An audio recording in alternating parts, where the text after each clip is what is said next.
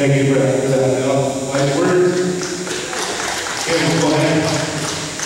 I have something that I want to say concerning board members casino and lodge, because I work there part-time.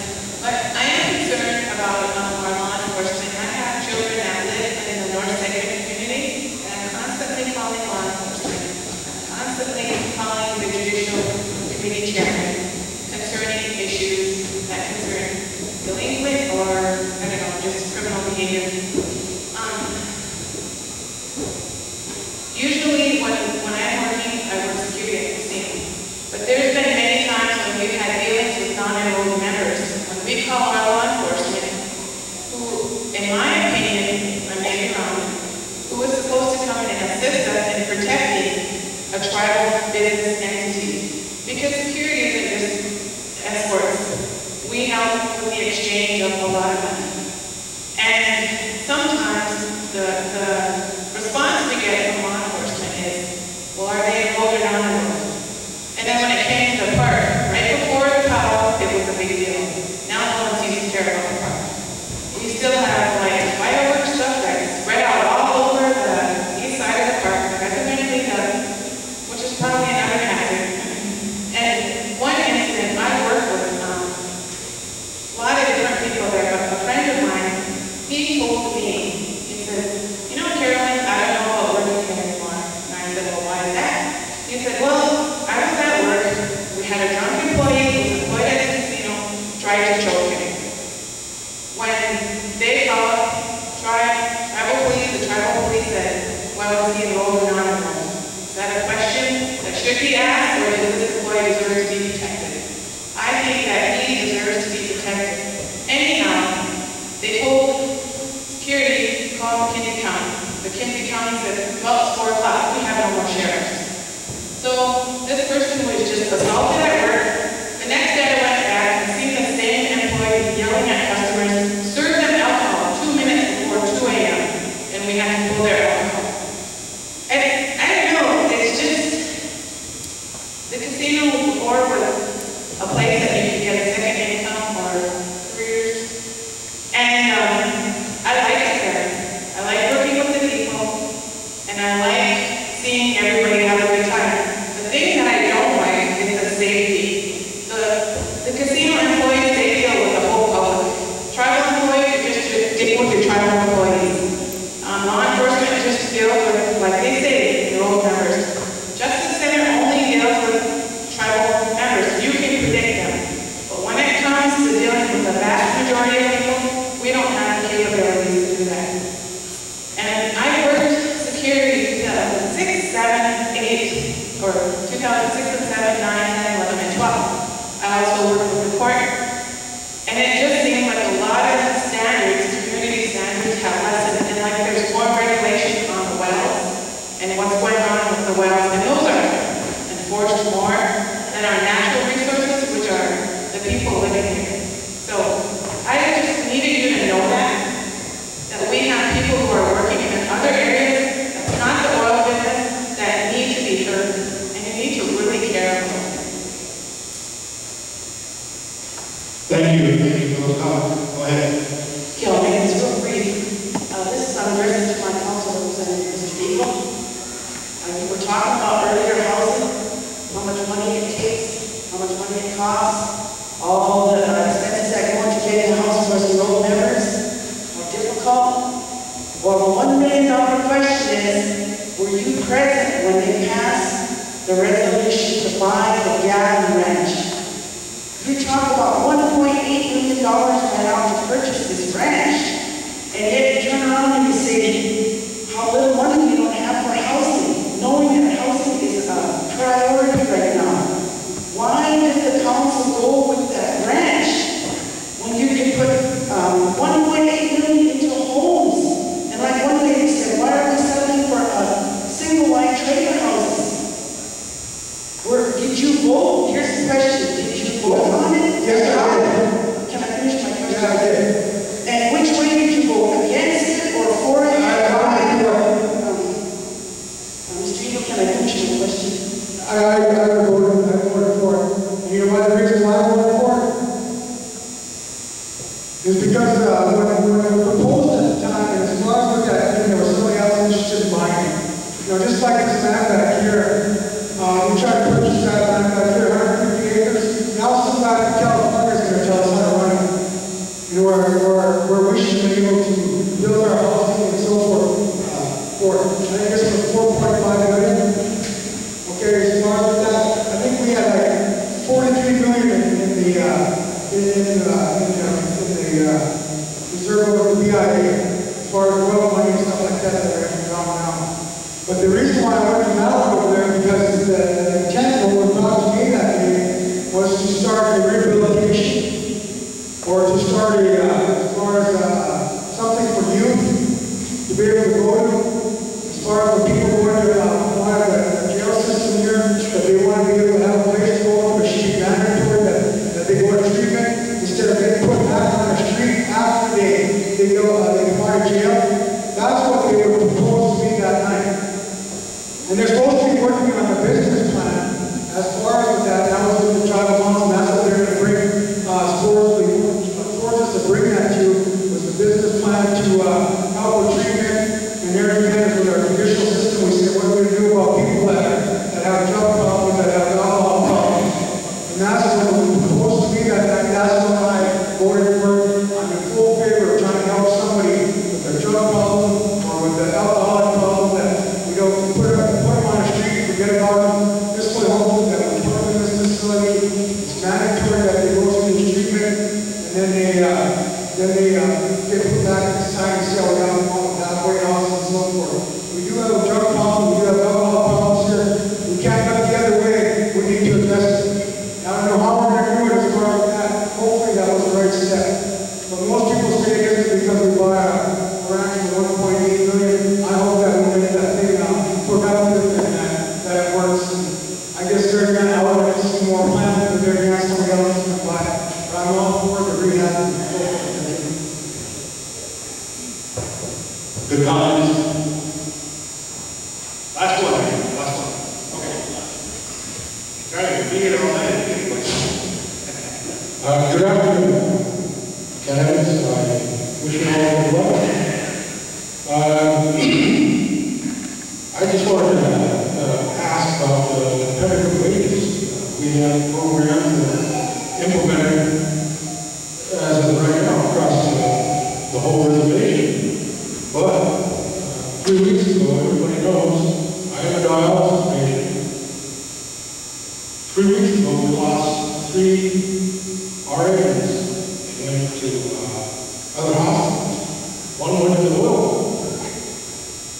Luckily, we were lucky to get 3 LPNs that are stepping up and filling these shoes as RNs right now. What's going to happen when these girls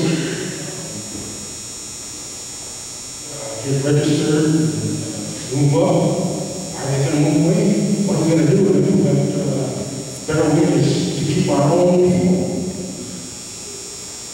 This goes across all programs. Casino makers, there's people still making bare minimum wage here. We're losing a lot of money, and we're due wages. This is exactly what I've been talking about in my speech. We need to invest in our tribe, we need to invest in our people. Now, a lot of people are talking about money that's being spent on that, higher for wages, but that's the truth right there. You just heard this man talk about, he's watching our so-called qualified people, the same people that we're talking about that are talented at what they do. We're letting them walk out that door, and they're moving to other areas. They're getting paid more. And the thing is that some of our departments are so short-staffed that they're stressed out, they're burnt out with everything that's happening. Me, myself, I worked for child welfare for a couple of years. And we would sit there watching a couple hundred 960s come in. And it was so tough because there was only 2 of us working this whole reservation. And it's tough when you're going to some of these calls. And it made it so easy just to walk out that door and find a different job. Because the money that I was making there, I DJ here and there. And I actually get 4 or 5 days and I make my whole month's income that I was doing as social services. That's why I said we need to invest in our people. We need to pay good. We We need people here. A lot of those jobs that they're working is stressful. Many nights I stayed up in my bed, constant turning, scared to think, what am I going to do tomorrow at work? I've got to work with these kids, these poor kids. These are some of the things that these workers go through here. It's like that. That's the reason why I say we need to invest in our people. We need to invest in our tribe.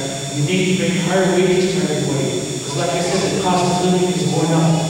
That's why it's so easy for these people just to move away and find a higher paying job with less stress. Thank you.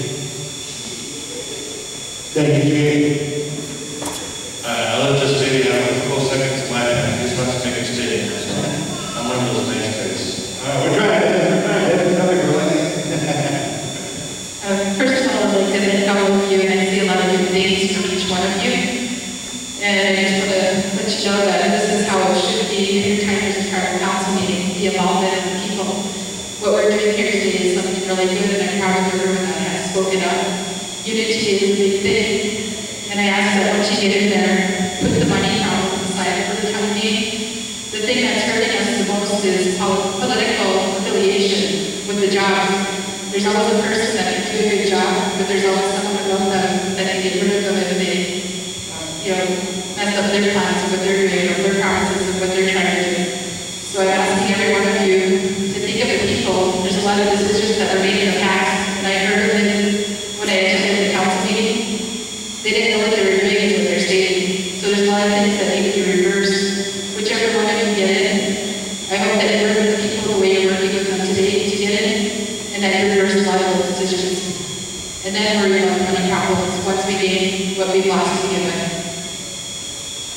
Thank you. Thank you for those comments. Okay, Gary, you're back. I haven't worked with a tribe for over 25 years. I've done it on my own. I've worked with other tribal entities that filter money through. I've worked with the housing, Boys and Girls Club. Those programs that did work. I worked my tail off to do the job I have to do with my children. This lady hit it right on the head. That's what I was going to talk about.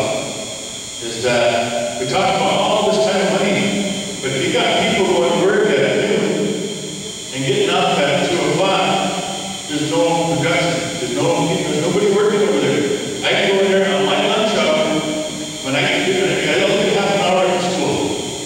So I try to do my business at half hour during the day. So I take off and make a mad dash out there, and if you see somebody, doors are locked because everybody went to lunch. There's nobody there working with the tribe. When you want to go to see one of our council representatives, maybe he's on travel or she's on travel. You need to surround yourself with people that want to work. Because that's going to rely back on you. That's going to make you look like a shit. And people are going to talk about you. People talk about me all the time because I stand in front of people. Whether they like me or not, it doesn't matter. I try to do the best I can for my people. I've done this for a lot of years. One of my mentors is going to be ready to leave here in a few days. The other one was, like I said, Pete, Kenny Merrick. Those guys are old people I listen to.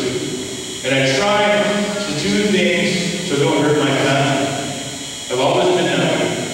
There was an old story about this old man that he was an elected official back in the 1950s. We all have cars in here. Every one of us have a car. We can go to Lyon, we can go to Pittsburgh. No time flat and come back on the same day. Back in the 1950s, he rode a horseback from Independence, crossed the river on a ferry boat, went to a council meeting, slept in the basement of the school, in the cold room. Went to his meeting and came back and talked to his people and told them what was going on. Today we have gag orders on our radio stations and our newspapers. All you see is all the good things on our radio stations and newspapers.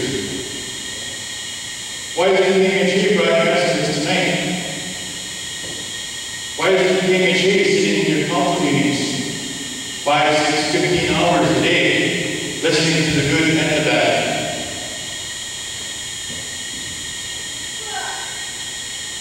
Gentlemen and ladies, we get involved in we get involved sometimes, not knowing, we forget who we are, and where we come from, who put us there.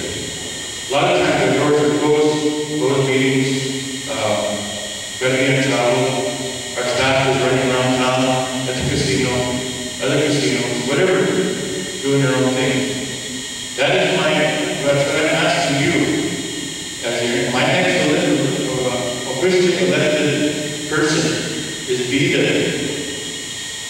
If you can't be there, make sure your people are there. Because then, make sure you have a good surrounding of people working for you. There's guys that, or ladies that were there prior to you, that they didn't pay attention to their staff, and their staff was running that office, that segment. We all know this, we've all heard these stories about other people running our business. People have asked me to run for council, I won't do it. I don't believe in the philosophies of the tribal council.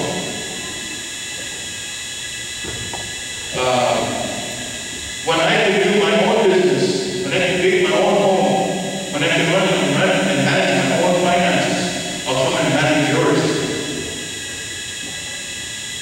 I can't do that. So that's